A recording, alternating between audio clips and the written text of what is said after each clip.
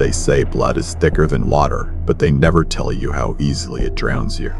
My father's last words weren't a blessing. They were a debt. $1 million anchor tied to my neck before his heart even stopped beating. I spent 10 long years digging myself out of the grave he dug for me, building a kingdom from the dry dirt he left behind. I thought I had finally bought my freedom. I thought I had built a fortress, a circle, a tribe, a family. I was wrong. I wasn't a king sitting on a throne. I was just the prey that hadn't been cornered yet, surrounded by wolves wearing the faces of people I loved. It started with Marcus, my best friend, my brother, since we were 6 years old, sharing scraped knees and stolen cigarettes. We shared everything: secrets, bread, dreams, or so I thought. I handed him the keys to the expansion project, the culmination of my entire life's work, the sweat of a decade. I trusted him with the digital vault, the codes, the very pulse of my future. 2 days ago, I walked into the office and found it hollowed out. Not just the money, the patents, the clients, the soul of the company, gone. Scrubbed clean. I called him, my voice shaking, thinking he'd been kidnapped or killed. He picked up on the first ring. He didn't sound scared. He sounded bored. He told me that loyalty doesn't pay the mortgage on a villa in Marbella. He told me I was always too weak to lead, too blinded by brotherhood to see the kill.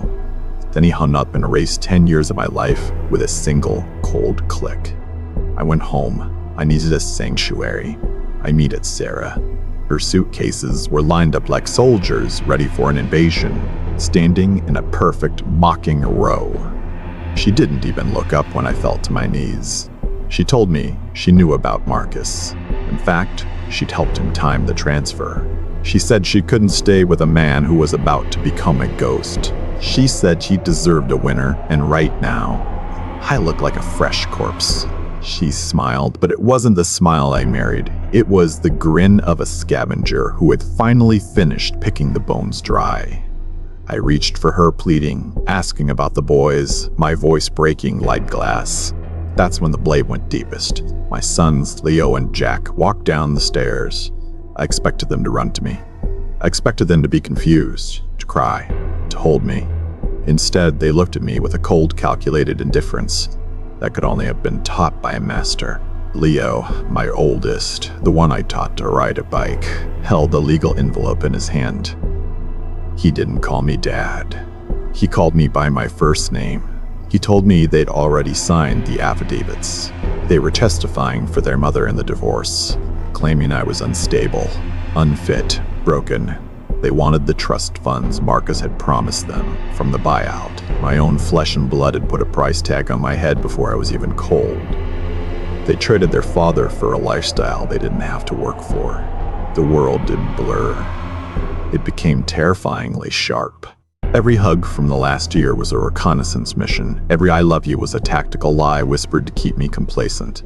I stood in that marble hallway, surrounded by the ghosts of a life I thought was real, and realized I was standing in a room full of enemies who had eaten at my table for years. The silence in the house was louder than a gunshot. They left together. One car, one family, one clean break.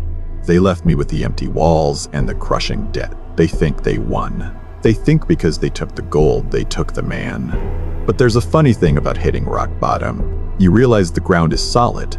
You realize that when you have nothing left to lose, you become the most dangerous person in the room. They taught me a lesson I should have learned from my father. Love is a liability. Trust is a luxury for the blind. I'm not crying anymore. The fire in my chest has turned into ice, and the ice doesn't break, it cuts. Marcus, Sarah, boys, you should have made sure I was dead before you walked away. You should have burned the body, because now I'm coming for everything. Not because now I'm coming for everything. Not because I want it back. I don't want your tainted money or your hollow loyalty.